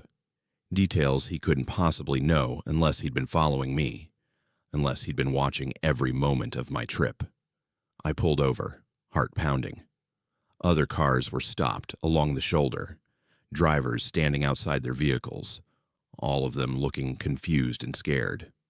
I got out and approached the nearest one, a man in his 50s wearing a business suit. He asked if I was hearing it too, the radio station that wouldn't change. I nodded. He said his car radio had locked on the same frequency, that the DJ was describing his life, his secrets, things nobody should know. A woman joined us, then another man, then a family with 2 kids. We all compared notes. Everyone on this stretch of highway was locked onto the same station. Everyone was hearing the same DJ, but he was saying different things to each of us, describing different lives, revealing different secrets. Somehow, impossibly, the broadcast was personalized, speaking directly to each listener while we all tuned into the same frequency. The DJ's voice changed tone. He said this was the last broadcast, that the world was ending, but not with fire or flood. It was ending quietly, peacefully, with people simply forgetting each other.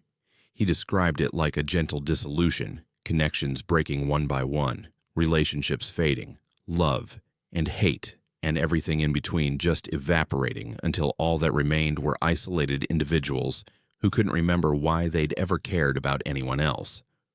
I looked at the other people gathered on the shoulder. They were listening to their own cars, hearing their own versions of this message, but I could see the fear on their faces, the dawning horror of whatever they were being told. The DJ in my car continued. He said that when we crossed the state line ahead, when we left New Mexico and entered Texas, the broadcast would end, and so would everything else. I didn't believe him. Couldn't believe him. but my hands were shaking as I got back in my car. The other drivers did the same, all of us moving in stunned silence, getting back behind our wheels like we were following instructions we didn't remember receiving. I started driving again, following the highway east toward the state line. Other cars joined me, all of us maintaining the same speed, spacing ourselves out evenly, like we were part of a funeral procession. The DJ talked about the nature of reality, about how connection was the only thing that made existence matter. He said that in the world we were driving toward, the world beyond the state line, those connections would be gone. We'd see people, but they wouldn't register as real. We'd speak, but the words would have no meaning. We'd exist in the same space, but occupy different realities, each of us alone in a universe that contained only ourselves. I reached for my phone to call someone, anyone, to verify that the outside world still existed. But who would I call? My parents were dead. I'd been married once, but that had ended badly. I had colleagues, but not friends, contacts, but not connections. I'd spent years moving from story to story, documenting other people's lives while keeping my own at arm's length. The DJ seemed to know this. He commented on it, on my isolation, on how I'd prepared myself for this ending without realizing it. The state line appeared ahead, marked by a sign that read, "Welcome to Texas." I watched other cars cross it. They didn't explode or disappear. They just kept driving, taillights red in the afternoon sun. Normal. Everything looked normal. But the DJ said to look carefully, to really look at what was happening. I did. I looked at the cars ahead of me that had crossed into Texas. They were still there, still visible, but something was wrong with them. They seemed flat somehow, like photographs rather than three-dimensional objects, like I was watching a recording of traffic instead of actual vehicles with actual people inside them. My car crossed the state line. The radio went silent, cutting off mid-sentence. Total silence, not even static, just dead air like the station had never existed. I immediately looked in my rear-view mirror back at New Mexico, at the stretch of highway I'd just left. All the cars behind me were gone.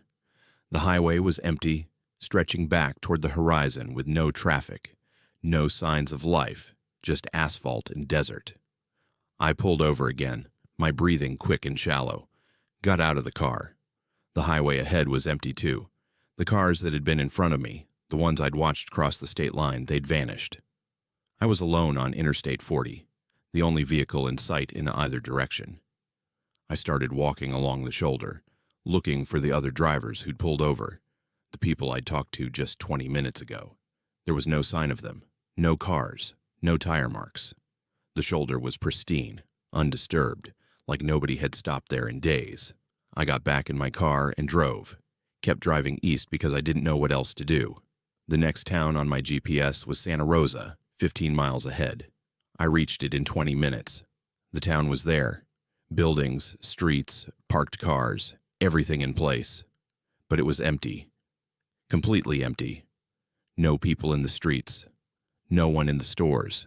Cars parked with doors open, engines still running, a restaurant with food on the tables, steam rising from coffee cups, but every chair empty. I walked through that town for an hour, calling out, checking buildings, looking for anyone.